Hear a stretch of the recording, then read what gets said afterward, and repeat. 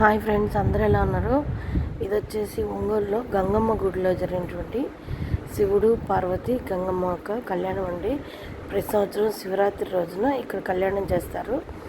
ఇది మా పొద్దున అయితే కళ్యాణం జరిగిందనమాట. మీరు కూడా స్వామివారిని చూసి సంతోషిస్తారని పెట్టినాను వీడియో. ఇక్కడ లాస్ట్ వచ్చేసి వీడియో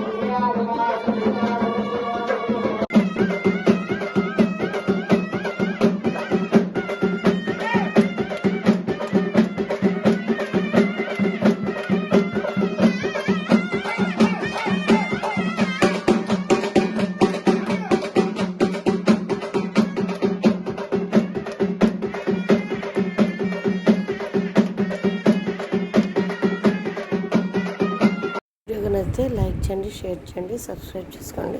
థ్యాంక్ యూ.